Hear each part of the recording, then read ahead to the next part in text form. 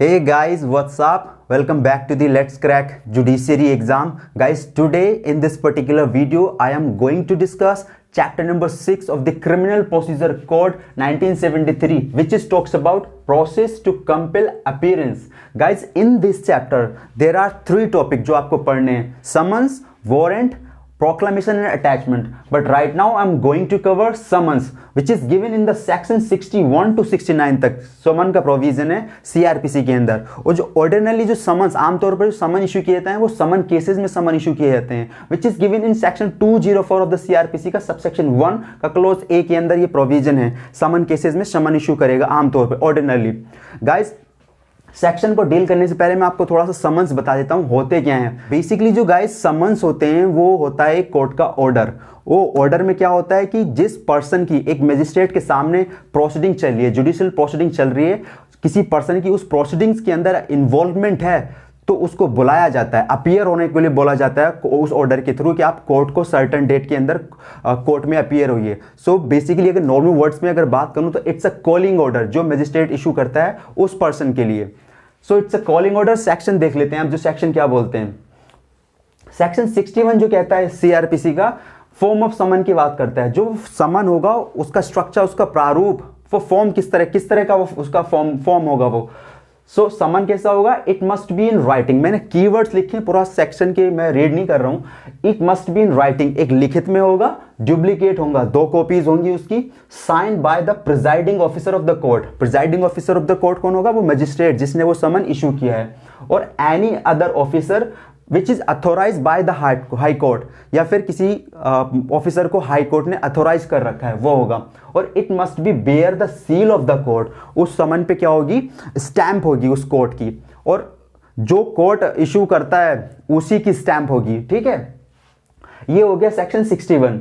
Now coming to the section 62। Guys 62 to 67 तक जितने भी सेक्शंस हैं वो बात करते हैं समन की service, how to summon served, कैसे समन की वो सर्विस कराई जाएगी, जो तामील कैसे हो उसकी।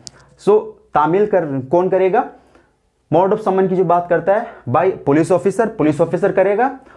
And officer of the court, आपको मालूम ही है काफी सारे एडमिनिस्ट्रेशन वर्क करता है कोर्ट के अंदर भी, तो उनमें से कोई एक ऑफिसर होगा, या फिर पब्लिक सर्वेंट करेगा सर्विंग, जो सर्विस कराएगा। जो गाइस 62 का जो सेक्शन है बोलता है कि पर्सनली भी जाके वो समन को हैंड ओवर करेगा। जिस पर्सन के अगेंस्ट समन इशू किए हैं कोर्ट ने, उस पर्सन को पर्सनली भी जाके वो समन हैंड ओवर करेगा। 62 सेक्शन के अंदर ये बोल रहा है। जो 63 सेक्शन है guys, service of summon on corporate bodies and societies. जो 63 है, service of summon on corporate bodies and societies, उनको कैसे सर्विस की जाएगी समन को? तो उसके क्या होगा? जो सेक्रेटरी होगा उसको इशू की समन सर्व कराया जाएगा।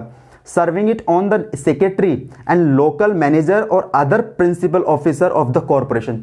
जो सोसाइटीज या कॉर्पोरेशन का क्या होगा? सेक्रेटरी होगा, या फिर कोई principal officer of the corporation होगा, मैनेजर होगा कोई, तो उसको उसकी सर्विस कराई जाएगी समन की।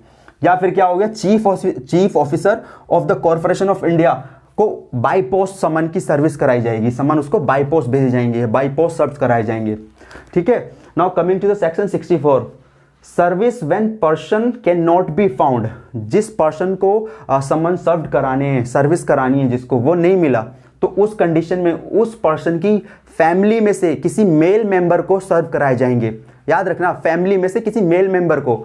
और जो सर्वेंट होता है, क्लोज लिखा हुआ है कि servant is not a part of the family member नहीं होता servant.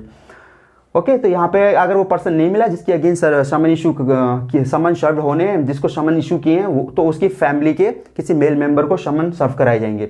Now coming to the section 65 क्या बोलता है guys? Procedure when service can not be affected as before provided. जो प्रोसीजर दिया हुआ है 60 to 63 फॉर्म में, जो प्रोसीजर दिया हुआ है वो फुलफिल नहीं हुआ, वो अफेक्ट में नहीं हुआ, उस कंडीशन में क्या होगा?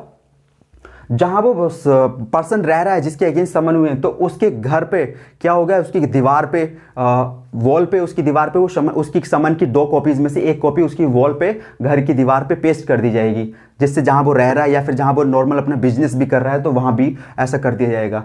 तो ये वाला सेक्शन बोलता है अगर ये फुलफिल नहीं हुआ, ये फुलफिल का इसका कोई इफेक्ट नहीं निकला इन दिस सेक्शन 62 63 का इसको करा किया लेकिन उसका कोई इफेक्ट नहीं आया, तो फिर 65 का जो प्रोसीजर है बोलता है कि इफेक्ट में नहीं आया तो अब जो समन्स की कॉपी में से एक कॉपी उसकी वॉल पे पेस्ट कर दी जाएगी, जिससे वो जब भी निकलेगा उधर से तो देखेगा। ठीक है, उसके बाद है section 66 service on government servant. जो गवर्नमेंट सर्वेंट है एक्टिवली वो सर्विस कर रहा है किसी डिपार्टमेंट के अंदर, तो जो उस गवर्नमेंट सर्वेंट को अगर समन की सर्विस करानी है तो सर्व करानी है समन को, तो गाइज उसके हेड ऑफ द डिपार्टमेंट, जो उस डिपार्टमेंट में जो गवर्नमेंट सर्वेंट वर्क कर रहा है उसके हेड ऑफ द डिपार्टमेंट को समन की सर्विस कराई जाएगी, समन सर्व्ड होंगे। वो क्या करेगा, समन देख के फिर वो सिग्नेचर करके वापस कोर्ट को सेंड कर देगा। Now coming to the 67 section, service of summon outside local limits. Guys, इस सेक्शन के अंदर जो बोल रहा है 67 के अंदर कि कोई समन की सर्विस करानी है, समन सर्व कराने हैं, एक मजिस्ट्रेट ने अपने जुरिडिक्शन से बाहर किसी दूसरे जुरिडिक्शन में समन सर्व कराने हैं, तो वो क्या करेगा, अब जिसका जुरिडिक्शन आप मालूम ही है कि आपको जुरिडिक्शन होता है हर एक मजिस्ट्रेट का अपना अपना, तो वो अपने जुरिडिक्शन से बाहर किसी दूसरे जुरिडिक्शन के मजिस्ट्रेट के वहाँ किसी पर्सन को समन सर्व कराने हैं, तो पहले वो समन किसको भेजेगा, मजिस्ट्रेट को, और मजिस्ट्रेट फिर वो जिस पर्सन के जो पर्सन दूसरे मजिस्ट्रेट की जुरिडिक्शन में रह रहा होगा तो वो उसको सर्व कराएगा, फिर सर्विस करवाएगा दूसरा मजिस्ट्रेट। मतलब आउटसाइड ऑफ जो जुरिडिक्शन है, अपने जुरिडिक्शन से बाहर किसी दूसरे जुरिडिक्शन में समन की सर्विस करानी तो पहले वो मजिस्ट्रेट को भेजेगा। सेक्शन 67 ये बात करता है। Now coming to section 68, proof of the service in which case and when serving officer not present.